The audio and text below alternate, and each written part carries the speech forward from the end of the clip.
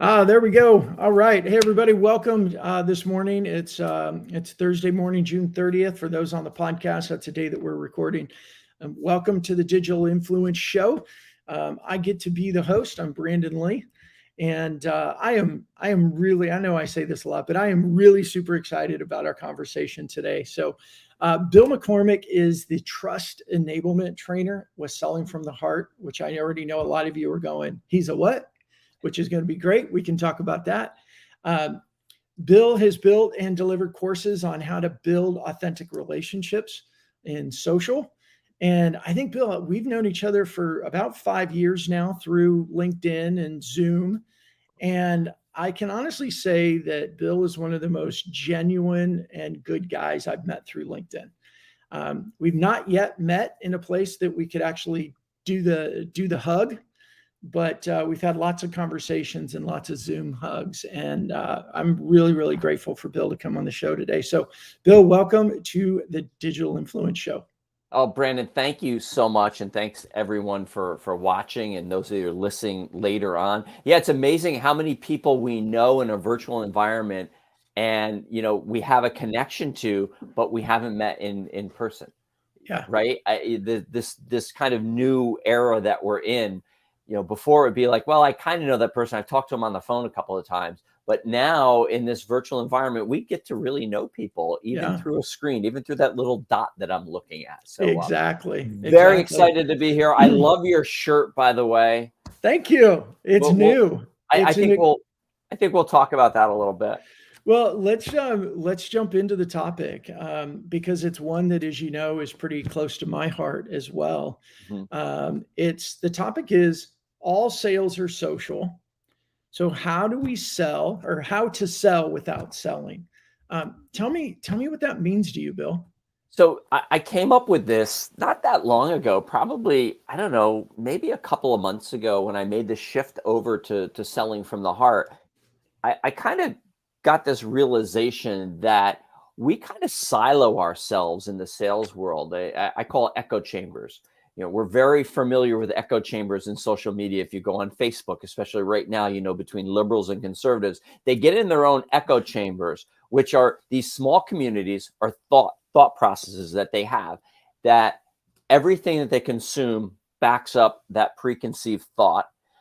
Everything that all decisions they make are around that preconceived thought. And I thought, we do that in sales. We have people that say cold calling is the only way, or social selling is the only way, or email marketing is the only way, or you always have to do this. And you're using words like always, never, there's another one I can't think of right now, but there's three, or always and never are the ones we use the most.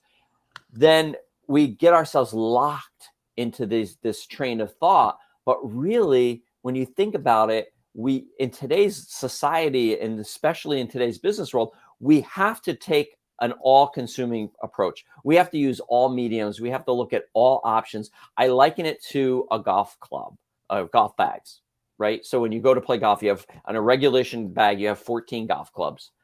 And depending on the situation, you're going to use the club that makes the most sense. You're never going to use your driver off of the tee box, unless maybe you're Tiger Woods. He might be able to hit it that far. Maybe not now, but You mean the putter? You mean a did I putter say off the the tee driver? box? I did that before, and thank you for correcting me. The It's okay. putter the putter off of the tee box. You'll never use the driver on the green, right? Because you're Right. going to use the club that makes the most sense. Well, the same as we're talking about outreach.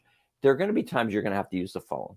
There's going to be times that you're going to put some stuff out on social and you're going to socially engage with people. I don't want to use the SS term because of your shirt. But then there's going to be times when you're going to use email. And there's going to be times that you're going to reach out to someone via video. You're going to have a Zoom meeting with them rather than meeting them in person. All of these different ideas are social. All of it's social. And Right. so when we're doing that, we give ourselves the best chance of success because we're not putting ourselves in one silo. Just yesterday, I saw a report that came out that said that a portion of some part of the government the U.S. government is asking Apple and Google to take TikTok off of their app stores because of some concerns they have because it's owned by the Chinese government. There are people that have set their whole careers, their whole income stream on TikTok. Imagine if that happens. So when we just have one silo and that's all we're willing to use, and then we're really limiting ourselves. I think about 2 or 3, the year before the pandemic, so it was probably 2019. I remember seeing several very well-known sales trainers saying how bad it was to be using LinkedIn for sales and that you had to use the phone. These are people that you would recognize, and I respect them immensely. But based on that time where we were, they were like, look, it doesn't work. You have to do this. A year later comes the pandemic. They all have now courses available how to use LinkedIn for sales, right? So they progressed in their thinking, and that's what we have to. When we break out of the echo chamber, we become open-minded to new ideas, to new ways of thinking. Like, wow, I never thought about that before. Yeah, maybe I have to actually pick up the phone and call someone. I've sent 18 emails and they haven't responded to any of them. Even the ones where I said, just bumping this up to the top of your inbox. They haven't responded. What should I do? Try to pick up the phone. Try to go knock on their door. Try something new. That's the whole idea behind my new newsletter on LinkedIn, which is called All Selling is Social, where I'm bringing these whole ideas that we have to really broaden our horizons and start looking at many different ways that we can reach out and have conversations with people, because that's really what we're trying to do.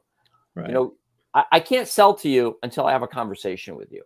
I have to get to know you. I have to find out more about you. And that could possibly lead to a sale. It's always going to lead to a point where I'm going to be able to help you in some way. And maybe helping you is saying, hey, Brandon, we're going to be friends. And that's it. So that's my idea behind All Selling is Social. We really have to open up the horizons of our mind to start thinking about using all the mediums that are available to us. Yeah, and that's great, Bill. And when you talk about the mediums, and you've referenced picking up the phone, you've referenced email, you've referenced social. What I know about you, so I'm just kind of teeing this up, is, but it's not just the medium or the channel, but it's how you show up. You want to speak to that? Because I could pick up the phone and just leave bad voicemails and it's not going to work. Or I could send emails and they're, sell, and they don't work. And I can go into social media and just post things about me, and that doesn't work. I know this is your sweet spot. So talk a little bit about that. Yeah, I was a 911 dispatcher before I got back into sales, and I was actually a trainer, and we used to train new dispatchers on the communication cycle. So the communication cycle is you have a sender that has a message, and they use a medium to send that message to a receiver.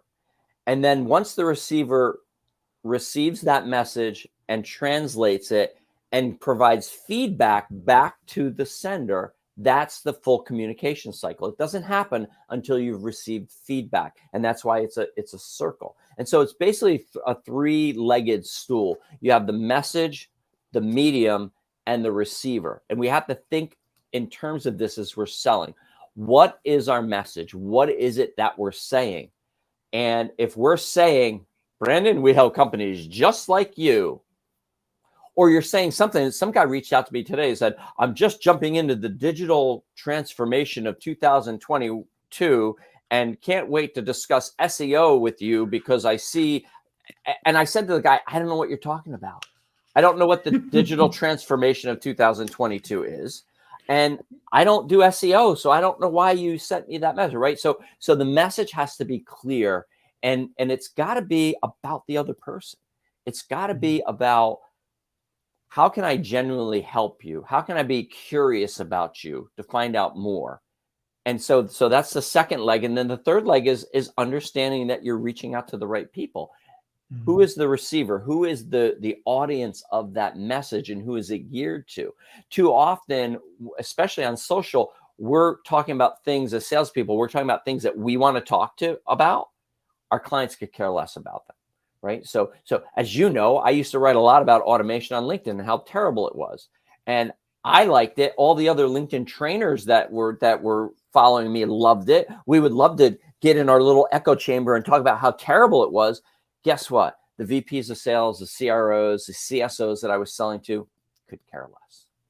What they cared about was, how do I get my people to get more deals in the pipeline? How can they prospect better, right? So I had to change my messaging. So if you're in sales and you're listening to this, which I hope you are, and I hope you are listening to this, think about this. What is your message, right? So how is it that you help people? What outcomes do you help them achieve? And then how are you crafting that message and delivering it? And if you're only delivering it in one way, chances are you're not being as successful as you can be, right? So use multiple mediums.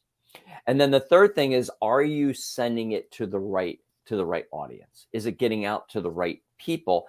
And and then we go backwards a little bit, back to the medium. Go where your audience is, right? So if you're in a B2C space, if you sell mainly to consumers, LinkedIn may help you, but really probably Facebook is the place you can be from a social standpoint. But if you're in B2B, of course, LinkedIn is the place to be. So those three things are really important in our messaging. And then go follow people like Liz Wendling. I don't know if you've had Liz. You should definitely have Liz on the show to talk about the messaging, how important it is getting our words right. Stop using words like, Brandon, I'd love to meet with you. Of course I would love to meet with you. I want to sell you, right? And love is one of those words we throw around. I say I love ice cream and I say I love my wife. If that's the same type of love, that I'm in a lot of trouble. Right. So either that, or you really, really have an affection for ice cream. Yeah. I'll let that go.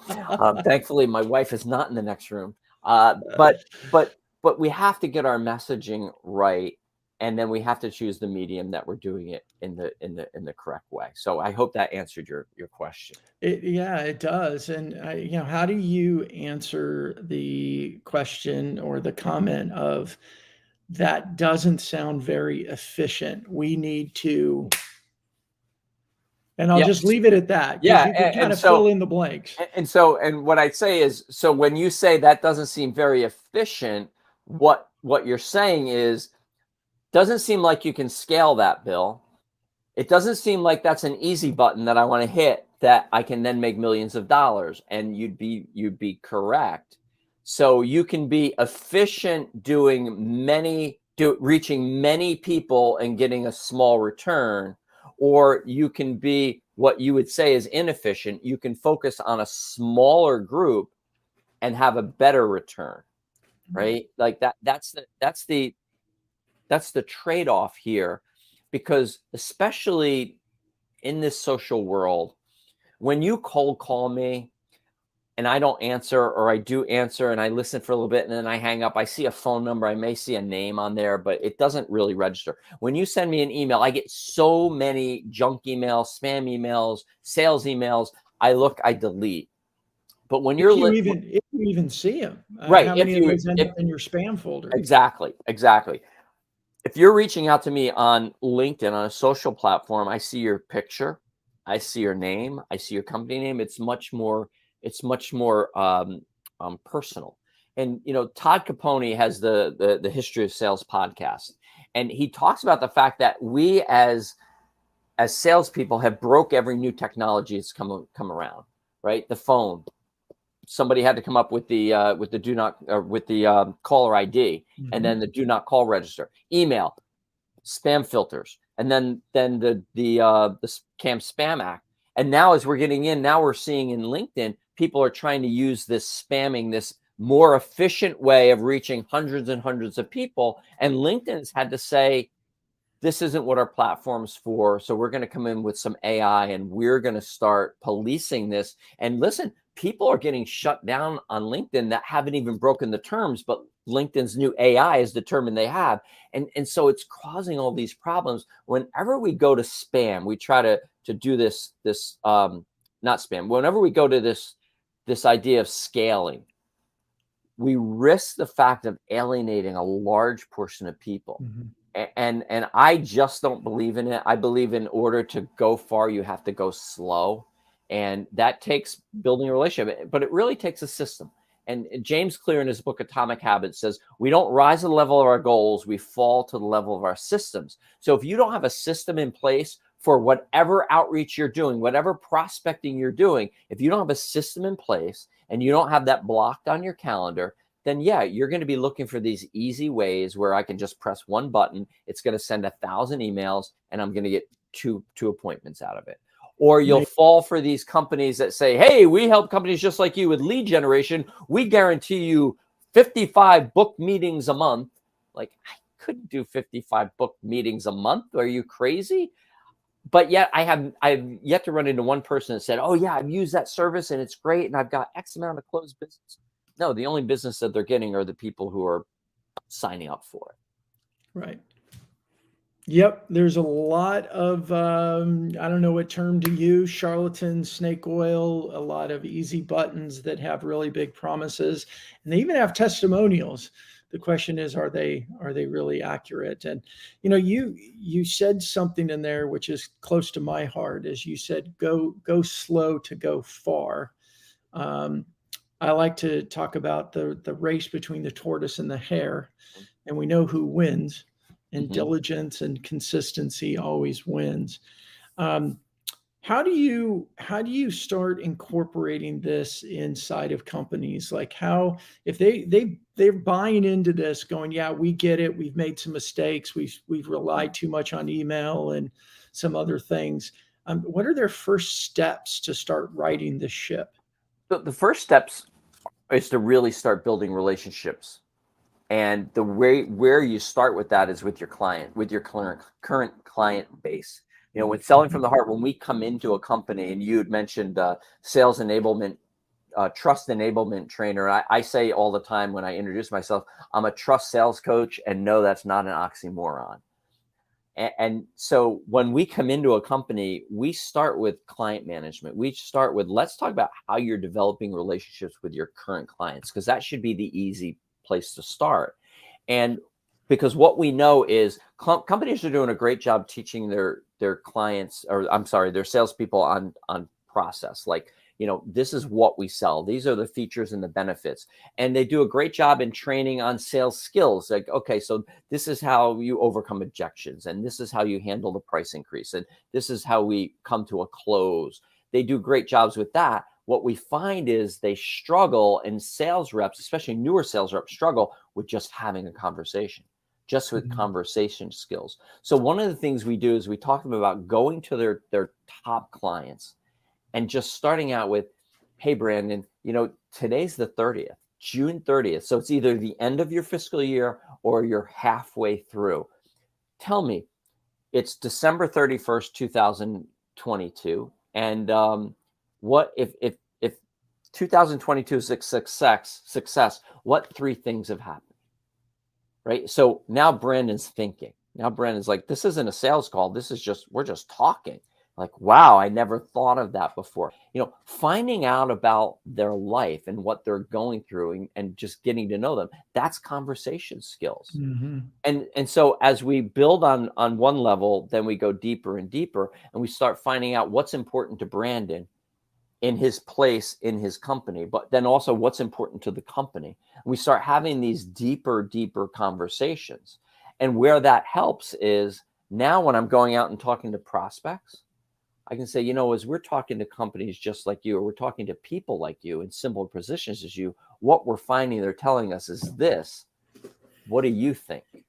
It's really about being curious and not being controlling. As salespeople, we're very type A a lot of times, and we want to control everything. That's why we have a sales process. We say, okay, you do step A, then step B, then step C, then step E. This isn't that, right? Your client has a buying process, and that's what we have to meet. So it's like, tell me about this. How is this working? It's asking questions and shutting up. And it's hard. It is not easy, especially if you're a salesperson that is used to following a script. This is not scripted. This is going to go in 100 different directions, and you have to figure out which way to go. And it's thinking on your feet, but it's exciting. And it's great because what you're doing is just having a conversation. What do you like to do? Where do you like to go? And taking it from there, we then move it into more of a business line, and you're able to connect with them. And now you're just not the guy or the gal that calls them on the 30th because you have a number to hit, right? You're having regular conversations with them, and you're brought in as part of the team and an extension for them. So and that's what. And do we get pushback on it? Sure, we do, especially for people who have gray hair like me. But once they see some success, it's like, wow, okay, yeah, this really works, because people want to be heard. Don Barden, in his book, The Perfect Plan, he talks about the fact that 10 minutes after you leave a presentation, people have only remembered about 6% of the information you gave them. 10 minutes after you're done, but they remember 100% how you made them feel, right? So they're always going to remember how you made them feel. Did you make them feel like this? Oh boy, how much longer is this going to go on? Or are they sitting down there to taking notes going, wow, like I never thought of this. Are you engaging them and being exciting and being educational? Or are you just, and then the next slide, you'll see the return on investment is 32% over the next 6 years. There's no comparison. So we have to really think about how we're making people feel. Yeah. So I had a question a little bit ago, but I want to come back to it. Have you always been on this path as a sales guy? I know you've owned a few companies and you've been in sales a long time. Has this been a forever thing? Yeah, no. So when I first got into sales, I was in the grocery industry. So this is in it was in the late 80s. And back then, sales was all about, in that industry, sales was all about what you could do for the grocery manager or the store manager. And when I say what you can do is, can you get them first baseline seats at the Yankees or 50-yard line seats at the Giants? And was predetermined of how much you were able to sell them. It was not about the value of your product. It was nothing. And I sucked at it. I was terrible at it. I got either demoted or fired from sales jobs. Then I got into another industry, and my sales manager was very crafty. I remember we were saying it was pest control services. We're sitting at this huge Coke distribution and bottling facility down in Westchester, New York. And it's like a deal that would have set me up for the year. Like I would have hit my quota. It was like a 5-figure deal. And I was this close. And the last meeting, I brought my sales manager, and the guy brought the other company was doing it then. He brought the bill, and he set it there, and he walked out of the room. And as soon as he walked out of the room, my sales manager flipped it over, looked at it, and said, all right, we just have to meet that price. We have to beat that price, put it back. And a week later, the guy called me and said, yeah, you're not getting it because I watched you do that. Right. So there was there. And so fast forward to my wife and I starting our company. It'll be 9 years ago next week or the week after. We started our own print and promotional products company. I decided I'm going to provide value. That's what I'm going to do. I'm going to show my value. And so that's what I would do is I would go out and show value to people, and whoever raised their hand to say yes. And what I would do is, if you were a marketing person, so we sold promotional products, I would leave you a bag full of stuff. These notepads,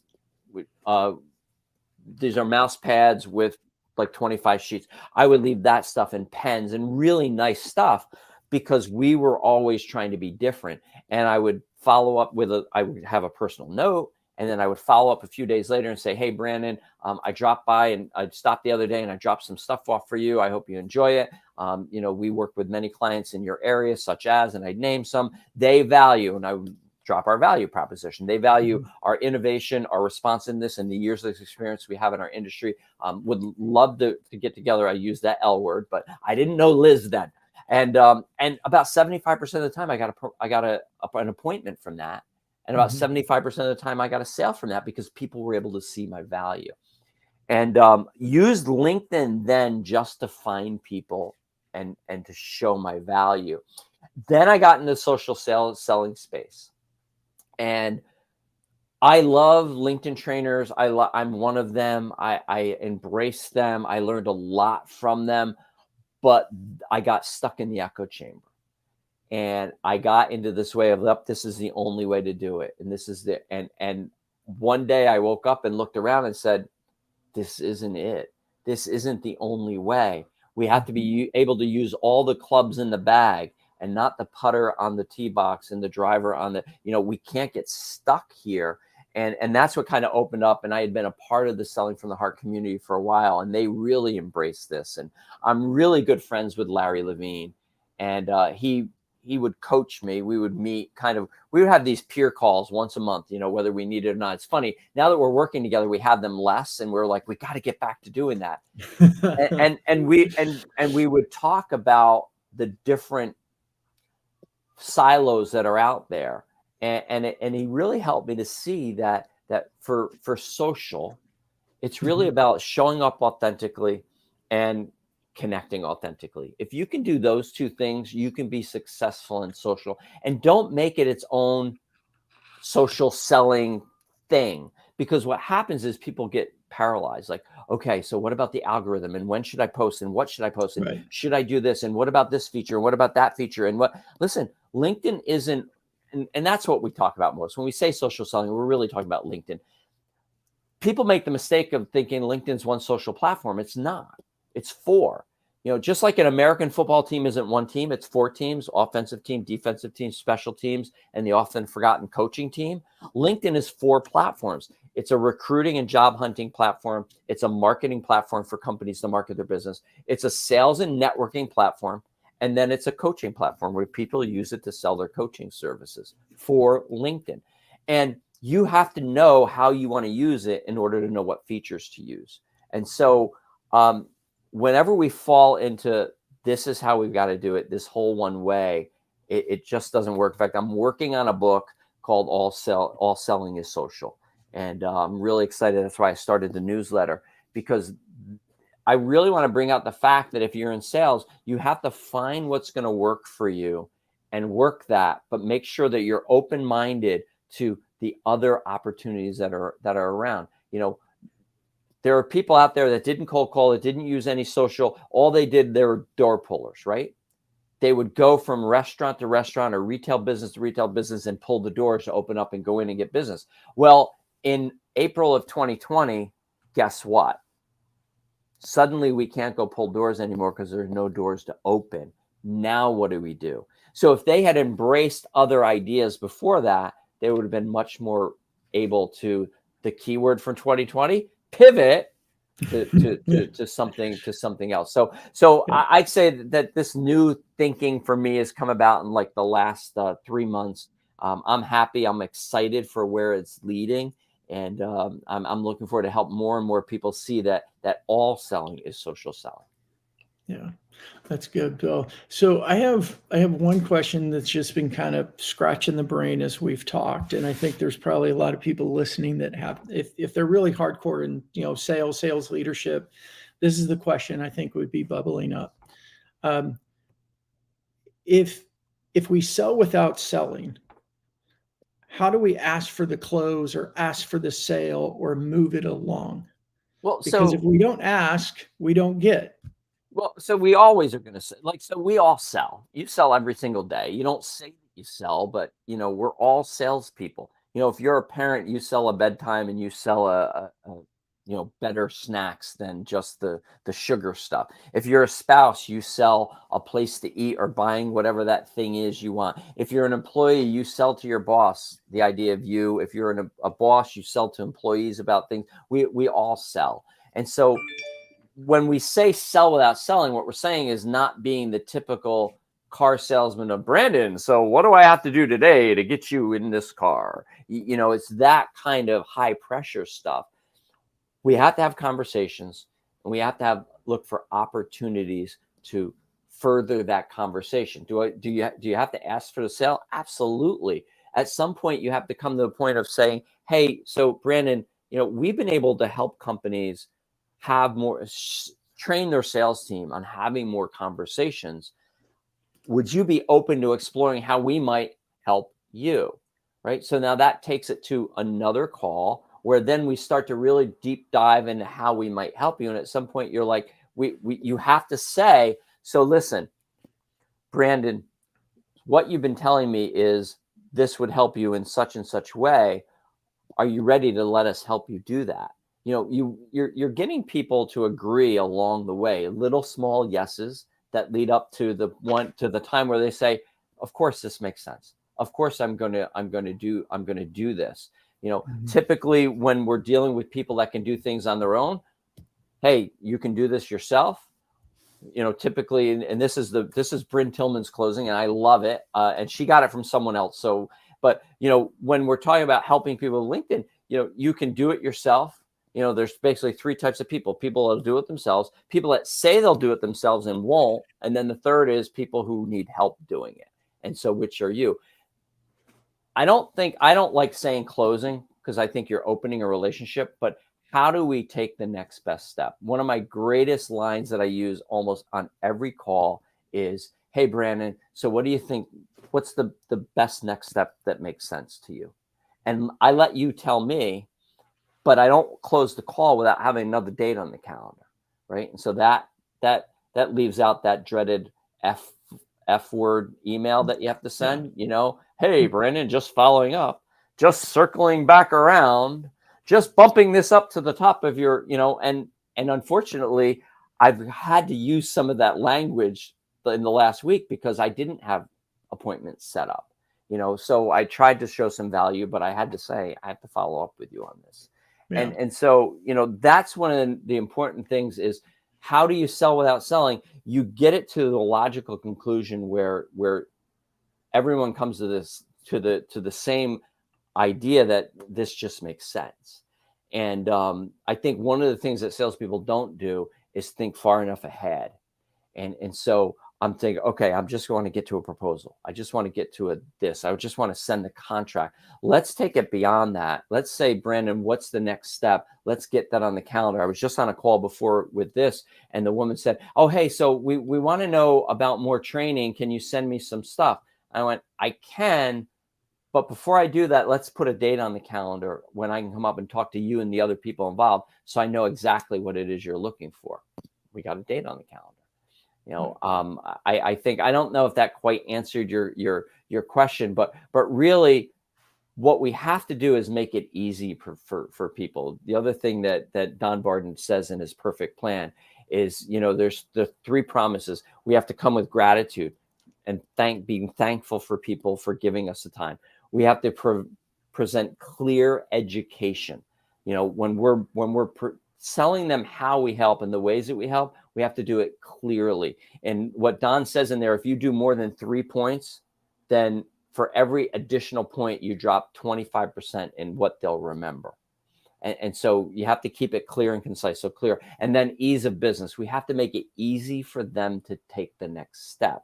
And one of the ways I do that is asking them, what do you think the next best step is? And then say, okay, then let's take it. Let me help you take that. And when you do that, you're guiding people along, and it's like, okay, that it just makes sense that this is the next thing that we do. But make no mistakes. At some point, you have to say, okay, so are you ready to get started?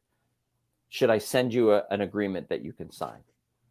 We have to do that. We have to ask. Right. Absolutely. Very good. Well, Bill, we've been a few minutes over, which is okay. I tend to do that. But I'm very grateful for you coming on and sharing all this wonderful information. Yeah, it's been a while. I've been excited to have you on.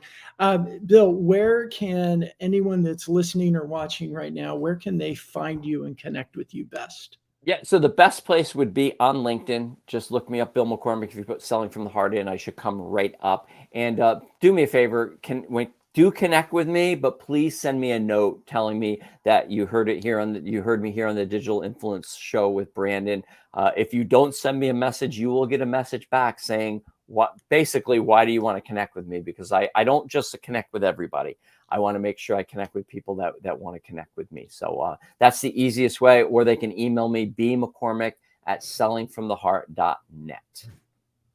There you go. Well, everybody, thank you so much for joining today. I think this is such an important conversation right now, especially as we move 2 years into this post-COVID world, which I think fundamentally changed so much about the way companies were trying to communicate with prospects and customers.